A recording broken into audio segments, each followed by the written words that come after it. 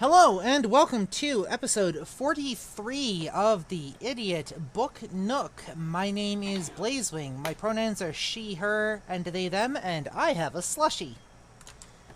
I am the reading dragon. My pronouns are she, her. I have water and harvest snaps, wasabi ranch flavored. My name is Lady Punnet.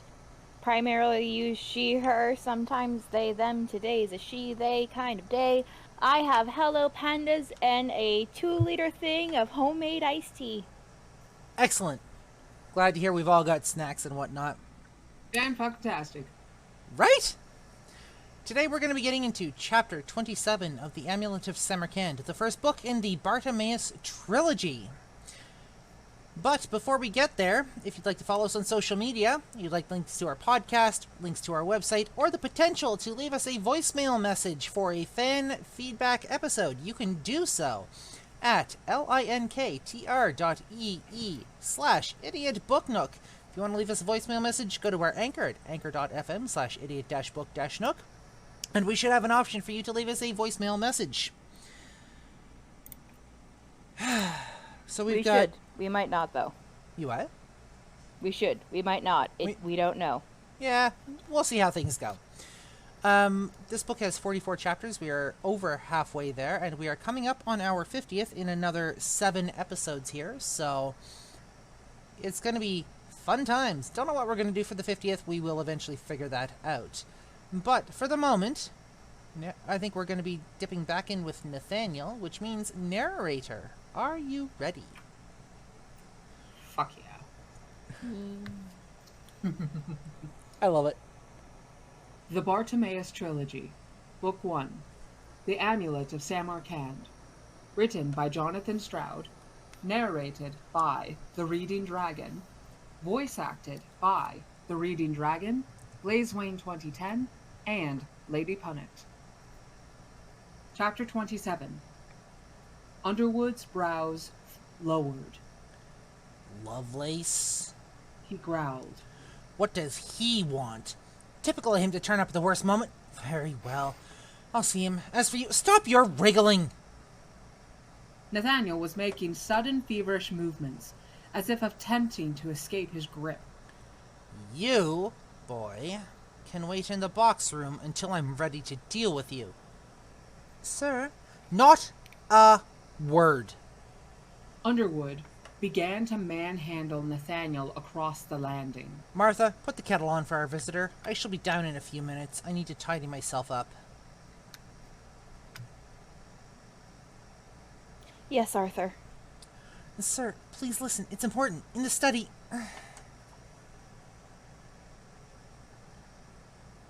Oh, no. What? What? Just... Silence! Underwood opened a window.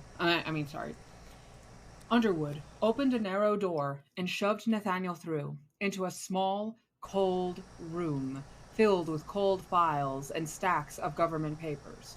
Without a backward glance, his master shut the door and turned the key. Nathaniel knocked on the wood and frantically called out after him. Sir! Sir! No one answered. Sir!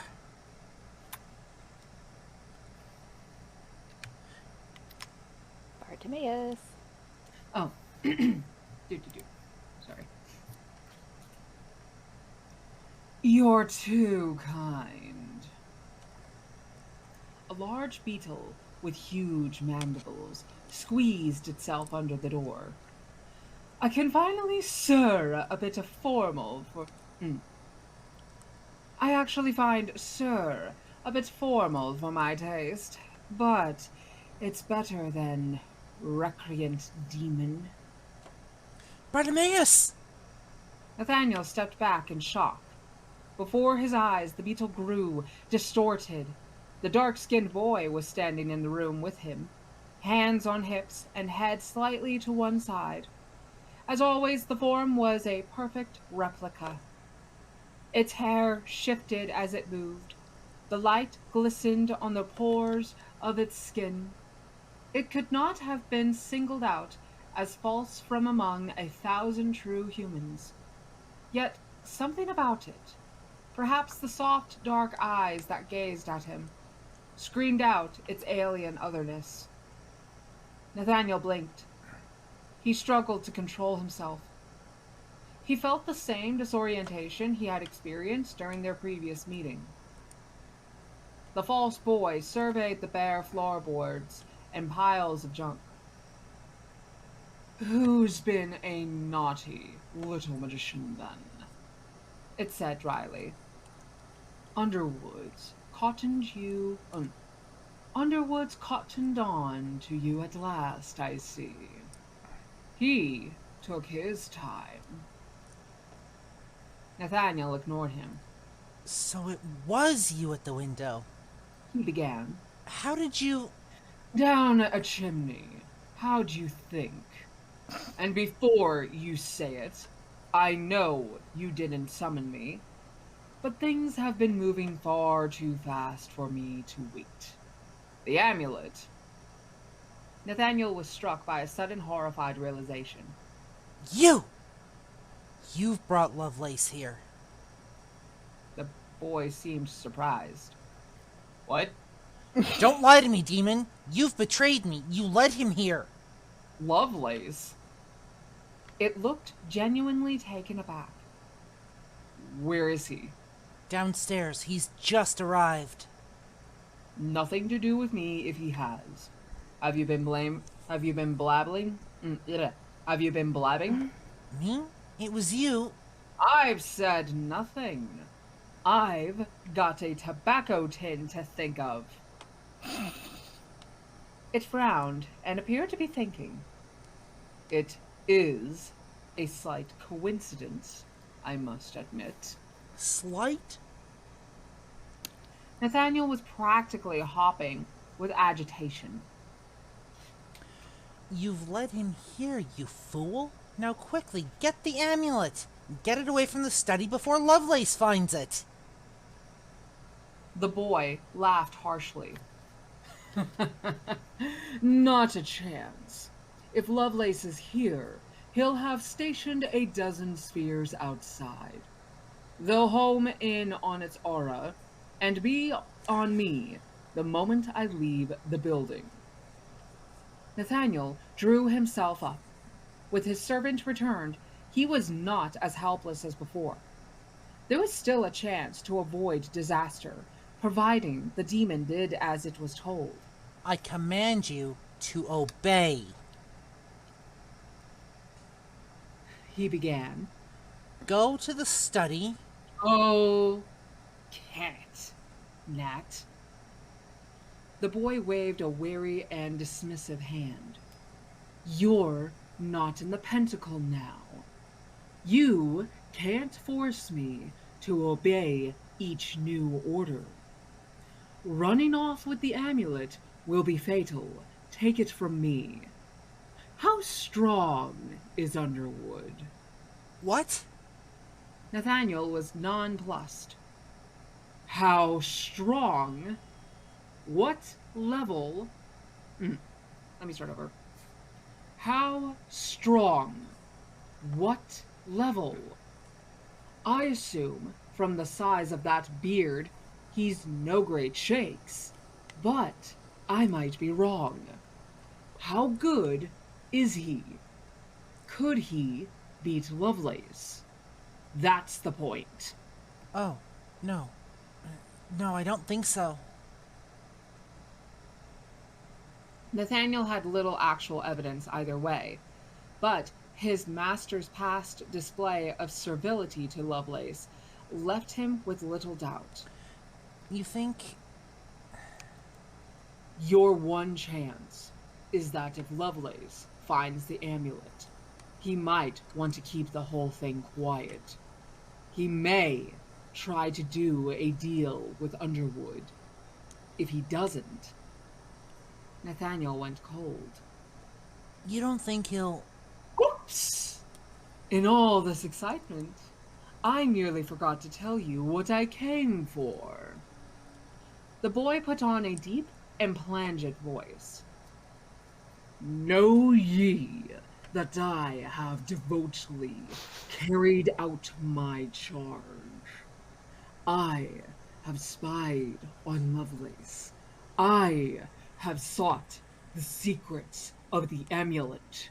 I have risked all for you, oh my master.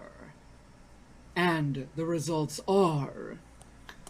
Here it adopted a more normal, sardonic tone. You're an idiot. You've no idea what you've done.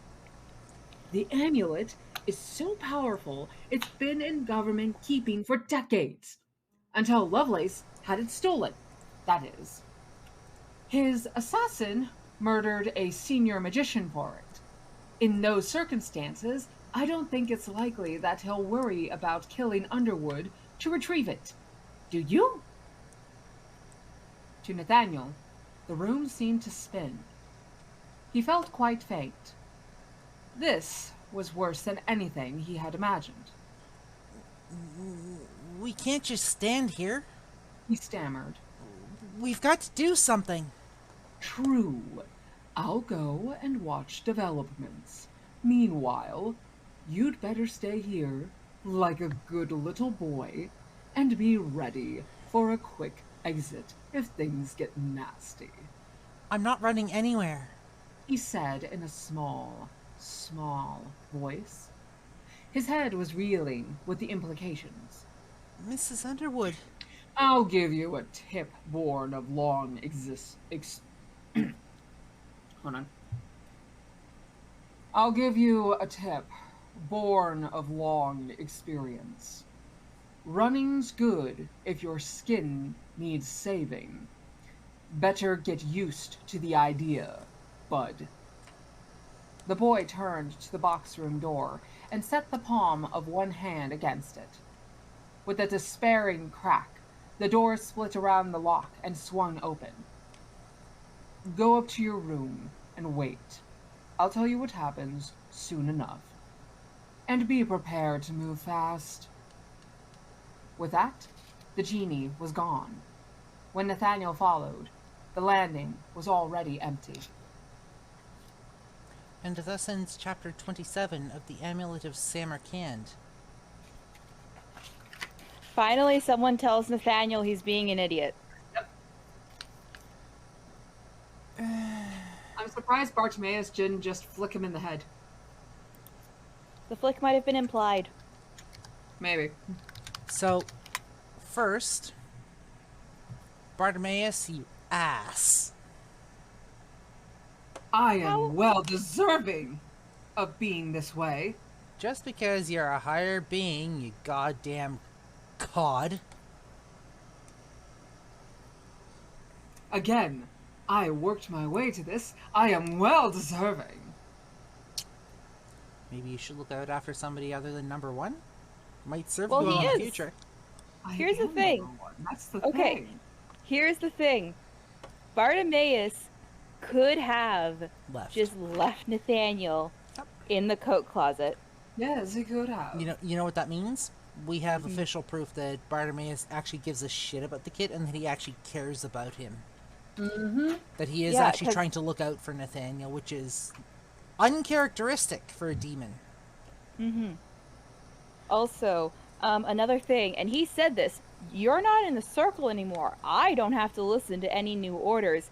Yet he's willing to go and keep an eye on what's happening in the study right now. Which tells me Bartimaeus is intrigued and he wants to see how things are going to happen. And there's something here that we're not quite seeing, something that Bartimaeus knows. Do you think Bartimaeus knows what the amulet... No, we know he doesn't know what the Amulet of Samarkand does. As far as we know, I don't think we have I don't think we actually have enough proof. All we know, For all we know... all we know is that Bartimaeus knows that it absorbs magic. Because it actually protected him. So, we have confirmation that Bartimaeus does give a shit about Nathaniel. Although Bartimaeus could argue it's because he doesn't want to be sent to the tobacco tin. Yep. Which I picture he probably would. I think Nathaniel officially has to dismiss him, which means Nathaniel needs to be in a pentacle. Which makes me wonder if Bartimaeus, again, isn't doing this for a self-serving interest, but at the same time, yes, he cares. He just doesn't want, like you said, to go to the tobacco tin. The second... Well, Sorry, go ahead. Well, like I said, he could have just kept him in the coat closet. He didn't need to let him out. If anything, it would have been better if he stayed in the coat closet. Because Nathaniel could easily just run away. And sure, Bartimaeus could find him easy enough, but that's more work for him. Second point I've got.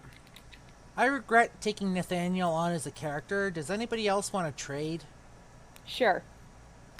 I'm not being serious, but just... God damn it, Nathaniel, you little... Ah!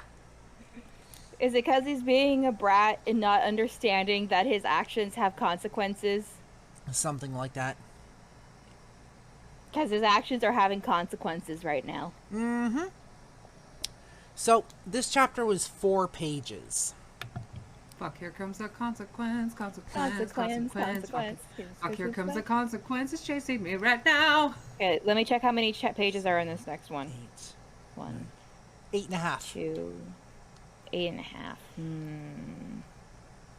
This is going to be a relatively short episode. We could lengthen it if you guys want, or we could theoretically split it into 2 chapters. I think we still split it into 2 chapters, just so that way we try and stay up with our quota. Okay. And so we don't have a lot to go off in this chapter, although we do know that Underwood still made a point to make himself look presentable. Yep. And also from the previous chapter, I forgot to mention this, but we have theorized that maybe Mrs. Underwood was possibly a magician or had ties to magicians. We now know she's not powerful, though, because she could not stop Lovelace from entering her home. Mm-hmm. Which tells me she probably doesn't have much power, if at all. Yeah. Mm-hmm. So. Meh. Well then. Are there any other points we want to bring up to try and, like, add a bit more meat onto chapter 27? I've got nothing. We weren't really given anything here. This was more of a... This is... The result... It's transitional, right? You are right. Mm-hmm. It is transitional, but this is kind of... the result of Nathaniel's actions, his impatience, his recklessness. There's not really much here other than that. Like, he's, again, in a tight spot. Not unlike Bartimaeus was a few chapters ago. Oh, yeah. And we don't know how he's going to get out of this. And we don't know what's going to happen. We don't know if he's going to get out of it. Correct. The series is called the Bartimaeus Trilogy. It's not called the Nathaniel Trilogy or the Mandrake Trilogy. But that being said, why kill off one of the main actors this early? There.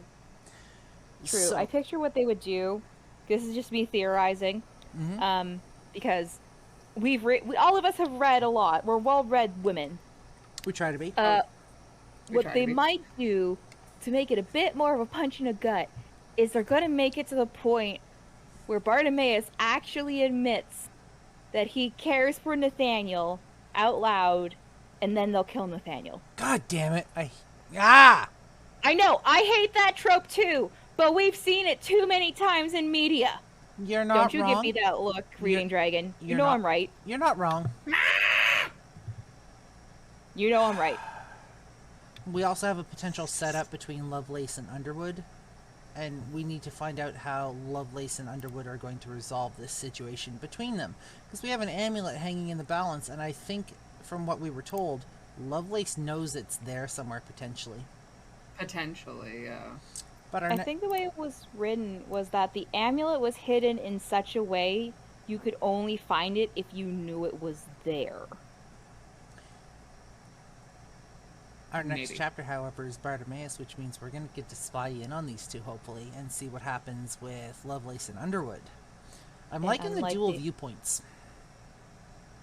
And unlike Nathaniel, Bartimaeus actually knows when to take a step back and not get so close that your essence is felt Well, by yeah, magicians. that's because Bartimaeus actually has a survival instinct. I mean, did I say that out loud? Okay. But He's I think also that's a good point. Oh, sorry, go I ahead. just wanted to point out he's also kind of a higher demon who doesn't have full control under Nathaniel anymore. Now that he knows Nathaniel's name, Yep. they are on more equal footing. So Bartimaeus, we could potentially see in the coming chapters more of the sass Yep. towards Nathaniel. If someone had amnesia and forgot their name, like say Nathaniel got amnesia, would Bartimaeus still have power over him? Possibly. Theoretically, I would assume so, because it's still their name whether they remember it or not, which means it still technically has power over them. Right, that's why a lot of the magician apprentices are taken away at such a young age so they forget their true name. Okay. Correct. All right, perfect. It's a magical thing. Magic's weird when you get into when you get into semantics like that. When you get into kind of the core of how magic works, it's really fucking weird because we don't actually have a representation in real world, right? At least not at the moment, not by scientific understanding. That being said, As someone who practices witchcraft, I understand that completely. yeah, I'm trying to make a differentiation here between like spiritual belief and scientific belief, right? Scientifically, we don't have any comparison, whereas spiritually, there are belief systems out there where, yes, you would have an understanding, but it's hard to predict because it varies so much from belief to belief. Yeah. But I think that's a good stopping point for I agree. 27. Cool. So, we want to thank you for joining us for episode 43 of the Idiot Book Nook and chapter 27 of the Amulet of Samarkand. Kind of a short episode, but if you want to follow us on socials, you're more than welcome to do so. You can find us over at lanktr.ee/idiotbooknook. You can find links to all of our socials, you can find links to our website, and you can even find links to our podcast feed, where if you want to go over to our Anchor at anchor.fm/idiot-book-nook, you can leave us a voicemail message and we can do a listener feedback episode. Not sure if we're going to do that or not, though, but I'll keep pimping it out here, see what happens. That being said, for episode 43 of the Amulet of Samarkand, I'm Blazewing. I am the Reading Dragon. I'm Lady Punnet. And we'll see you for episode 44 and chapter 28 of the Amulet of Samarkand. Goodbye! Bye.